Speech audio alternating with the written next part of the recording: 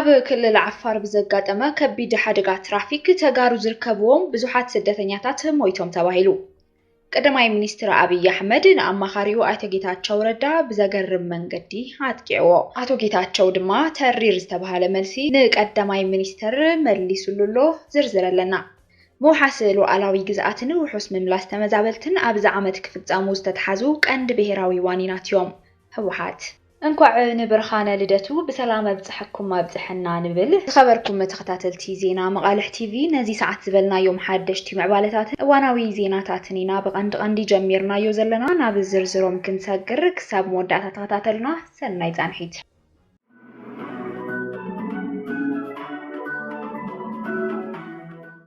ኣብ ክልል ዓፋር ከተማ ሰመራ ብዘጋጠመ ከቢድ ሓደጋ ትራፊክ ተጋሩ ስደተኛታት ዝርከብዎም 22 ሰባት ሞይቶም።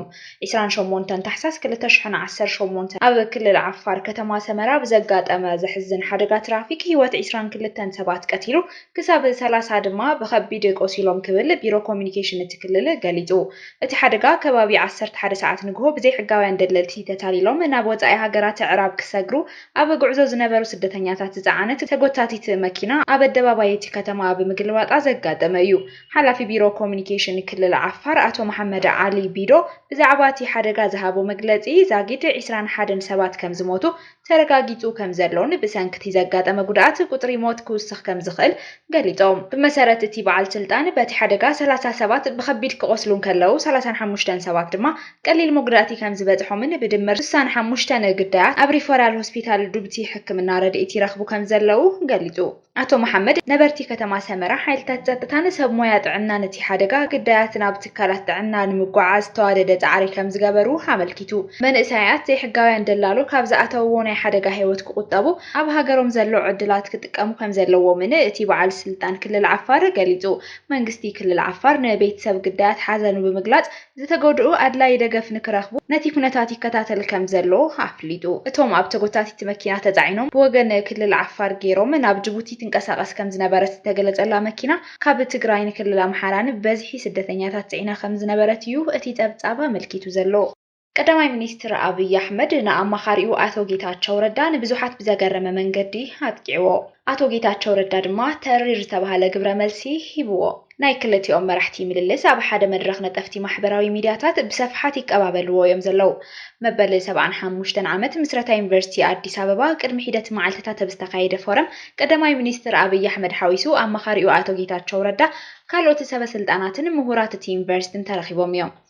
ኣብቲ መድረኽ ቀዳማይ ሚኒስትር አብይ መንግስቱ ብተበግስኡ ዘካይዶም ዘሎ ልምዓት ህንፀት ፕሮጀክታትን መሰረት ብምግባር እንተብርህ ተሰሚዑ እዩ። ኣብ መብርሂኡ መንግስቱ ካብ ምሁራት ዘይኮነ ካብ ዓቕምን መደብን መንግስቲ ዝመንጨወ ሰፋሕቲ ስራሕቲ የካይዱ ከም ዘለው ይገልጽ እሞ እንተኾነ እቲ መንግስቲ ዘካይዶም ስራሕቲ ልምዓት ምንቁሻሽ ከም ዝበጽሖም ገሊጾም። ብኣብነት ገይሩ እንትገልጾ ድማ መንግስቱ ኣብ አዲስ ኣበባ ዘካይዶም ዘለው ስራሕቲ ልምዓት ብዙሓት ሰባት ብርሑቕ ኮይኖም ካሊእ ትርጉም ከም ዝህብዎ ይገሊጹ። እቲ ቀዳማይ ሚኒስትር ከም ኣብነት ዘልዓሎ ኣቶ ጌታቸው ረዳ ገና በዓል ስልጣን ህወሓት ኣብ ዝነበረሉን ትግራይ ኣብ ዝነበረሉን ግዜ ንህንፀት ልምዓት ከተማ ኣዲስ ኣበባ ኣመልኪቱ ዝህቦ ዝነበረ ዘረባታት በቕንያ ኣዘኻኺሩ እዩ። እንበዓል ጌታቸው ቀደም ቆልዑ እናሃለው ነዚ ኣብ ኣዲስ ኣበባ እንገብሮም ስራሕቲ እንቋሽሽዎ ነይሮም ብልጭልጭ ይብልዎ ነይሮም። ይኹን እምበር ሕዚ በሲሎም ስለ ዘለው እቲ ሓቂ ሪኦም ኣለው ከም ናይ ቀደም ዝሓስቦ ኣይመስለልን ብምባል ኣብይን ጌታቸው ብኣሽሙር ኣጥቂዕዎ። ሚኒስትር ጌታቸው ረዳ ድማ ብኣሽሙር ብዝወቅዕ መንገዲ ዓርሱ ተኸላኺሉ። ጌታቸው ናይ ሊትሬቸር ዓቕሚ ተጠቒሙ ኣብ ኢትዮጵያ ዘሎ ፖለቲካዊ ኩነታት ብተዘዋዋሪ መንገዲ ንኣብይ ዝመፀሉን ዘለሉን ፖለቲካዊ ስርዓት ዓፀፌታዊ ምላሽ ብዝመስል መንገዲ ግብረ መልሲ ሂቡ። ጌታቸው ክሳብ ሕዚ ኣብ ኢትዮጵያ ሃፀያዊነት ኣይተረፈን ዘሎ በብብርኩ ዘለዎ ኣመራርሓ መንግስቲ ሃፀያውያን እዮም ዝበለ ኮይኑ እዚ ድማ ናብ ካፒታሊዝም ዘይዓበየ ፖለቲካዊ ስርዓት እዩ ዘለና።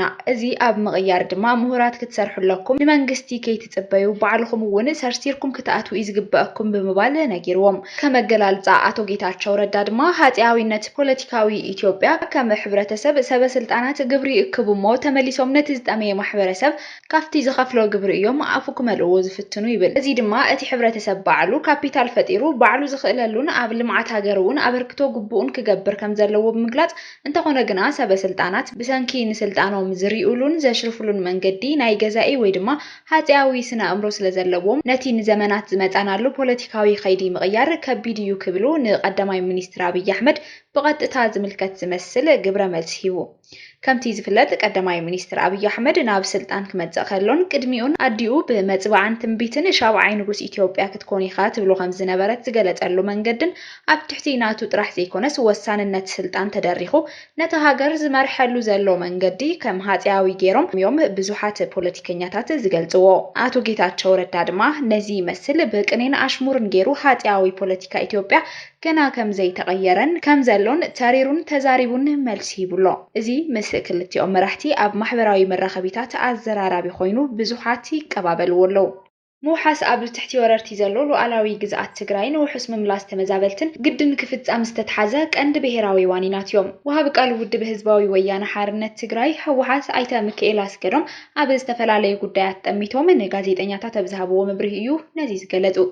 እቶም ወሃቢ ቃል ናይዚ ዓመት ቀንዲ መደባት ተመልኪቶም ኣብ ዝሃብዎ መግለጺ ሙሓስ ኣብ ትሕቲ ወረርቲ ዘሎ ሉዓላዊ ግዝኣት ትግራይ ውሑስ ምምላስ ተመዛበልቲ ኣብዚ ዓመት ክፍጸሙ ዝተሓተቱ ቀንዲ ብሄራዊ ዋኒናት ትግራይ እዮም ኢሎም።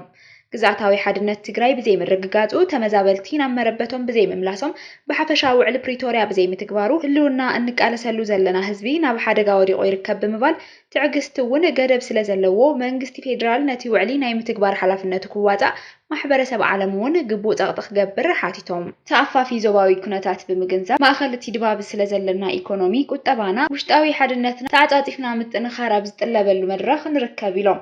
ምእካብን ምጥንኻርን ሓይልታት መኻተ ምቅላስ ጸረ ሰላም ሓይልታት ኣብ ጸጥታን ሰላምን ምርግጋጽ ፍትሕን ረት ዝጠልቡ ውራያት ምዃኖም እውን ገሊጾም።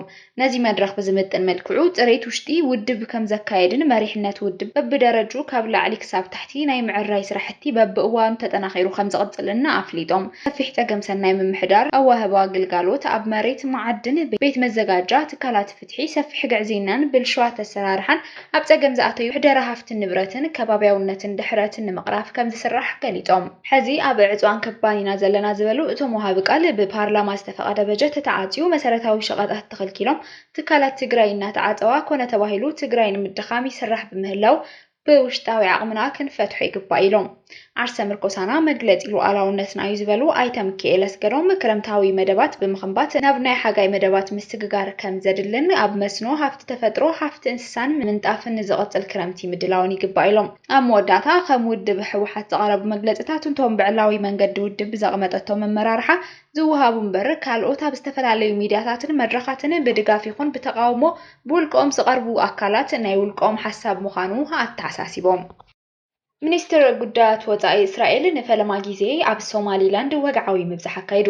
እቲ ሎሚ ናብ ርእሰ ከተማ ሃርጌሳ ብምብጻሕ ምስ መራሕቲ ሶማሊላንድ ዝተረኸበ ጌዲዮን ሳዕር ቀልጢፉ ናብ ሃገሩ ከም ዝተመለሰ ተፈሊጡ ኣሎ። እስራኤል ብ26 ታሕሳስ ንሶማሊላንድ ከም ናጻን ሉዓላዊትን ሃገር ኣፍልጦ ድሕሪ ምሃባ እዩ እቲ ላዕለዋይ ሚኒስትር ናብ ሶማሊላንድ ኣትዩ ነይሩ። ካብ ሃርጌሳ ድሕሪ መውጽኡ ኣብ ዝሃቦ ሓበሬታ ብዕድመ ፕሬዚደንት ዓብዲራሕማን ወይ ድማ ዒሮ ናብ ሶማሊላንድ ፈላሚ ወግዓዊ ምብጻሕ ምክያደይ ዓብይ ክብሪ ይስምዐኒ ኢሉ። እዚ ምብጻሕ እዚ መልእኽቲ እዩ ኣብ ሞንጎ እስራኤልን ሶማሊላንድን ዘሎ ዝምድና ንምድንፋዕ ተላዒልና ከም ዘለና ይብል ሚኒስተር ጌዲዮን። ምስ ፕሬዚደንት ዓብዲራሕማን ዝርከቦም ሰበስልጣን ተራኺቡ ከም ዝተዘራረቡ ብምግላጽ ንሉዓላዊነትን ሃገርነትን ሓድሕደን ኣፍልጦ መሃበን ናብ ዝኾነ ወገን ዘነጻጸረ ከም ዘይኮነ ገሊጹ። ዒሮ ብወገኑ እቲ ድሕሪ 34 ዓመት ዝተፈጸመ ዝበሎ ምብጻሕ ከም ዝሐጎሶ ብምግላጽ ነቲ መንግስቲ እስራኤል ንሪፐብሊካን ሶማሊላንድ ኣፍልጦ ንምሃብ ብ26 ታሕሳስ 2025 ዝወሰዱ ታሪኻውን ተባዕን ዘለኒ ምስጋና ኣቕሪበ ብምባል ንኢዱ። ዝኸበርኩም ብተኸታተልቲ ዜናታትና ነዚ ሰዓት ዝበልናዮም ሓደሽቲ ምዕባለታትን እዋናዊ ዜናታትን ኣብ ዝዛዚልና ኣለና። ንምክትታልኩም ነመስግን። ሰላም።